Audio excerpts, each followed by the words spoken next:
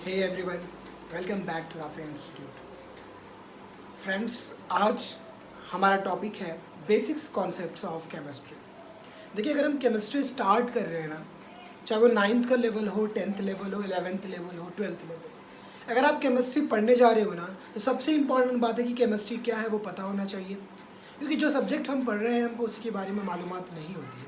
ठीक है, तो केमिस्ट्री क्या है इसके ऊपर तो मैंने एक ऑलरेडी वीडियो बना रखा है, लेकिन फिर भी यहाँ पे मैं ब्रीफ में केमिस्ट्री के बारे में बताऊंगा और फिर उसके लिए बेसिक्स कॉन्सेप्ट्स। अगर केमिस्ट्री को समझना है तो कुछ बेसिक्स कॉन्सेप्ट को समझना बहुत ही इंपॉर्टेंट है फ्रेंड्स। ठीक है, तो सबसे पहले हम केमिस्ट्री को थोड़ा सा देख लेते हैं। ठीक है, अगर मैं बात करूँ कि केमिस्ट्री क्या है, तो केमिस्ट्री एक ऐसा ब्रांच है, केमिस्ट्री एक ऐसा ब्रांच है साइंस का जहाँ पे हम डिस्कस करते हैं properties, composition and chemical reactions of matter.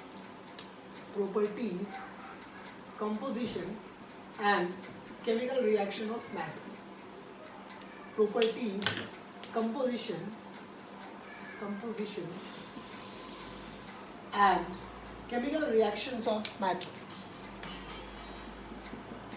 Chemical reactions of matter.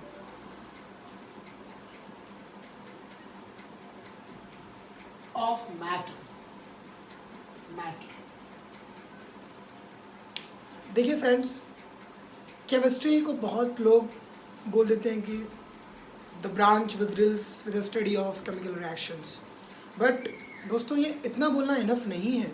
Chemistry is a branch of science which deals with the study of properties, composition and chemical reactions of matter.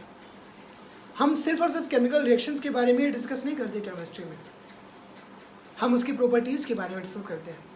जैसे state physical chemistry में ज़्यादातर chemical reactions की बात नहीं आती है। Chemistry के और भी ब्रांचेस हैं, हम आगे डिस्कस करेंगे। फिलहाल जो स्टेट्स पढ़ते हैं, मैटर के states, solids, liquids, gas and इनकी properties, so this is nothing but chemistry. वो प्रॉपर्टीज जो है केमिस्ट्री में आती है। इसके अलावा कंपोजिशन मतलब वो चीज़ किस चीज़ से मिलकर बना है। जैसे water is a composition of hydrogen and oxygen. Water hydrogen और ऑक्सीजन से मिलकर बना है। ठीक है, तो किसी भी एलिमेंट, किसी भी कंपाउंड के कंपोजिशन के बारे में पढ़ते हैं। इसके अलावा केमिकल रिएक्शन, ये बात। अभी अब बेसिक स्टार्ट करते हैं। तो सबसे पहला हमारा टर्म रहेगा एलिमेंट, कि एलिमेंट क्या है। ठीक है, तो दोस्तों देखो, एलिमेंट एक ऐसा सब्सटेंस है जिसको आसानी से सिंपल वे से डिकम्पोज नहीं कर सकते, तोड़ नहीं सकते। अगर डिकम्पोज कर भी दिया हमने किसी प्रोसेस से, तो उससे हमको सेम सब्सटेंस ही मिलने वाला है। इंपॉर्टेंट बात क्या है कि एलिमेंट से हमको एक ही सब्सटेंस मिलता है। कहने का मतलब, अभी मान लीजिए मैं कोई ब्लॉक ले रहा हूँ, ये कोई सॉलिड है मेरे पास। ठीक है, और ये सॉलिड है एल्यूमिनियम का। ठीक है, अगर मैं इस एल्यूमिनियम के सॉलिड को ब्रेक करूँगा छोटे छोटे पीसेस में, तो क्या ये एल्यूमिनियम गोल्ड में कन्वर्ट हो जाएगा? सोना मिलेगा एल्यूमिनियम से? जी नहीं, एल्यूमिनियम से सोना या चांदी नहीं मिलेगा, बल्कि एल्यूमिनियम के छोटे टुकड़े से एल्यूमिनियम ही मिलेगा। अगर एल्यूमिनियम को हम ब्रेक करेंगे तो एल्यूमिनियम मिलेगा, आयरन को ब्रेक करेंगे तो आयरन मिलेगा, गोल्ड को ब्रेक करेंगे तो ही गोल्ड मिलेगा। तो इस सब्सटेंसेस को जिसको हम ब्रेक करेंगे तो सेम सब्सटेंस मिलता है, हम उनको एलिमेंट्स बोलते हैं। ठीक है, और सिंपल वे से उसको ब्रेक नहीं किया जा सकता। ठीक है, और दोस्तों एलिमेंट के बाद बात आती है कंपाउंड की। एलिमेंट को तो मैंने बोला कि ब्रेक करेंगे तो सेम चीज़ें मिलेगी, लेकिन कंपाउंड्स की अगर हम बात करें तो सेम चीज़ें नहीं मिलती हैं। कंपाउंड्स को ब्रेक करने पे दो चीज़ें या उससे ज़्यादा चीज़ें मिल सकती हैं। एग्जाम्पल देख लीजिए आप, वाटर, H2O। अगर मैं H2O को ब्रेक करूँगा तो मुझे हाइड्रोजन और ऑक्सीजन मिलेगा। दो चीज़ें मिलेंगी, हाइड्रोजन और ऑक्सीजन। ठीक है, आप बचपन से पढ़ ही रहे होंगे, वाटर का फार्मूला H2O होता है। ठीक है, H2O ही क्यों होता है, ये सारी चीज़ हम डिस्कस करेंगे। क्या हम जब बात करेंगे केमिकल रिएक्शंस की, तो वहाँ पे सारी चीज़ हम डिस्कस करेंगे कि वाटर को H2O ही क्यों लिखते हैं, या फिर कोई भी केमिकल रिएक्शंस कैसे लिखा जाता है, वो सब डिस्कस करेंगे वन बाय वन। तो बिल्कुल बेसिक से हम चल रहे हैं। ठीक है, बिल्कुल बेसिक से हम चल रहे हैं और जाएंगे बिल्कुल नीट लेवल तक, नीट और JEE लेवल तक जाएंगे हम बेसिक से। ठीक है, तो H2O, हाइड्रोजन और ऑक्सीजन, ठीक है, दो चीज़ों से मिलकर बने। तो कंपाउंड्स का मतलब होता है कि ऐसे सब्सटेंसेस जो क्या हो जाए, ब्रेक डाउन होने के बाद दो चीज़ें दें, जैसे हाइड्रोजन और ऑक्सीजन, ठीक है, दो चीज़ें। और कंपाउंड्स में एक बहुत खास बात होती है जिसका मतलब है, जिसका नाम है डिफिन। कंपाउंड में एक सबसे इम्पोर्टेंट खास बात होती है जिसको हम लोग बोलते हैं प्रोपोर्शन, और they have definite composition. They have definite composition, जो कंपोजिशन होगा वो डिफिनाइट होगा कंपाउंड में। अब मैं ये क्या बोल रहा हूँ, तो देखिए इसका ये मतलब है कि अगर मैं वाटर की बात करूँ तो वाटर में हाइड्रोजन के 2 एटम और ऑक्सीजन के 1 एटम। अगर आपको एटम भी नहीं पता है तो डोंट वरी, वो भी डिस्कस करेंगे हम। फिलहाल समझिए कि हाइड्रोजन के यहाँ पे 2 है और ऑक्सीजन पे कुछ नहीं तो 1, तो हाइड्रोजन 2 ऑक्सीजन 1, ठीक है। तो वाटर का फॉर्मूला जो होगा उसमें हाइड्रोजन 2 ही रहेंगे और ऑक्सीजन 1 ही रहेगा, तो ही वाटर होगा। मतलब ये जो प्रोपोर्शन है, ये जो इसका कॉम्पोजिशन है, ये फिक्स्ड है, फिक्स्ड प्रोपोर्शन है, डिफिनाइट प्रोपोर्शन है, मतलब वो फिक्स रहेगा। अगर हम इसका रेशियो निकालें मैथमेटिकली तो हम बोलेंगे 2:1, द कंपोजिशन इज 2:1। ये 2:1 ही रहेगा, ये 3:1 या 1:2 या 1:3 या 3:4 नहीं हो सकता, 2:1 रहेगा। हम H3O को वाटर नहीं बोल सकते, या H2O2 को वाटर नहीं बोल सकते, या H4O को वाटर नहीं बोल सकते। वाटर हम सिर्फ और सिर्फ H2O को ही बोलेंगे। वाटर जो होता है हम सिर्फ H2O को ही बोलेंगे।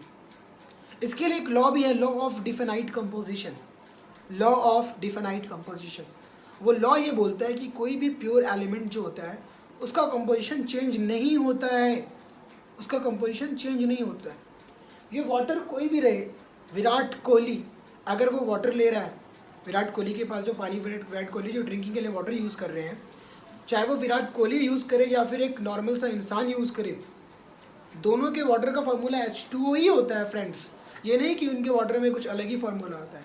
हाँ, उनके वाटर में मिनरल्स होते हैं ज़्यादा, ठीक है, जो हमारे बॉडी के लिए ज़्यादा इफेक्टिव है, दैट्स वाई वो थोड़ी कॉस्टली होते हैं, बट वो वाटर ही है, H2O ही है। हाइड्रोजन के 2 एटम, ऑक्सीजन के 1 एटम। पानी कोई सा भी हो, कोई सा भी पानी ले लो आप, ठीक है, टैप वाटर ले लो, नॉर्मल वाटर ले लो, कोई भी वाटर ले लो, वाटर का केमिकल फार्मूला H2O ही रहेगा, ठीक है। तो इसको हम लोग बोलते हैं कंपाउंड, मतलब कंपाउंड्स हैव फिक्स्ड प्रोपोर्शन और रेशियो। ये बात जानना इसलिए ज़रूरी है क्योंकि दूसरी तीसरी बात आती है मिक्सचर की। पहला एलिमेंट हमने देखा, दूसरा कंपोजिशन देखा, तीसरा जो हमारा टर्म है वो है मिक्सचर। मिक्सचर की बात अगर आती है तो मिक्सचर हम बोलते हैं कि ऐसी चीज़ें जो 2 सब्सटेंसेस से मिलकर बनी हो। तो कंपाउंड्स भी 2 सब्सटेंसेस से मिलकर बनी है, मिक्सचर भी 2 सब्सटेंसेस से मिलकर बनी है। So what are the differences between compounds and mixtures, क्या फ़र्क है दोनों में? तो दोस्तों फ़र्क सबसे बड़ा यही है कि कंपाउंड्स जो होंगे वो फिक्स्ड प्रोपोर्शन, फिक्स्ड रेशियो में होंगे। जैसे यहाँ पे 2:1 वो फिक्स्ड रेशियो है, लेकिन मिक्सचर में रेशियो फिक्स नहीं होगा। फिक्स क्या होगा? फिक्स नहीं होगा। अब एग्जांपल ले लो सॉल्ट एंड वाटर का मिक्सचर, सॉल्ट एंड वाटर का मिक्सचर, ठीक है। आप वाटर में सॉल्ट मिला दो, ठीक है, उसका कोई कंपोजिशन फिक्स नहीं है, ठीक है, कि सॉल्ट कितना भी मिलाओ, वाटर कितना भी मिलाओ, सॉल्ट एंड वाटर का जो कंपोजिशन होगा वो मिक्सचर होगा। अब उसके लिए कोई फिक्स कंपोजिशन नहीं कि इस कंपोजिशन में ही मिलाएंगे। आप सॉल्ट 1 kg की जगह ½ kg डालो तो भी वो सॉल्ट एंड वाटर ही होगा, सॉल्ट एंड वाटर ही होगा। आप इतना सा नमक और इतना सा पानी मिलाओ, मान लीजिए आप 10 ग्राम NaCl नमक मिला रहे हैं और 5 ml वाटर मिला रहे हैं तो भी वो सॉल्ट एंड वाटर ही रहेगा। या आप 1 kg सॉल्ट मिलाओ और 2 लीटर पानी में डाल दो तो भी वो सॉल्ट एंड वाटर का ही मिक्सचर रहेगा, मैटर नहीं करता है हाँ आपने कितने उसके नंबर्स लिए।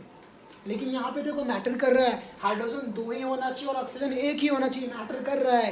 H3O is not mixture, H3O is not water, H2 is only water, H2O2 is not water, H2O is water, सिर्फ H2O ही वाटर होगा, मैटर कर रहा है यहाँ पे, प्रोपोर्शन मैटर कर रहा है। मिक्सचर की केस में प्रोपोर्शन मैटर नहीं करता है, आप अमाउंट कितना भी कम ज़्यादा ले सकते हो, वो नींबू पानी ही रहेगा, सॉल्ट एंड वाटर ही रहेगा, नॉट नींबू पानी, सॉल्ट एंड वाटर ही रहेगा, ठीक है। बट यहाँ पे क्या हो रहा है, कंपोजिशन यहाँ पे फिक्स होना चाहिए। तो ये बहुत बड़ा फ़र्क है कंपाउंड और मिक्सचर में फ़र्क, ठीक है। तो ये बात थी एलिमेंट्स, कंपाउंड्स एंड मिक्सचर की, ठीक है।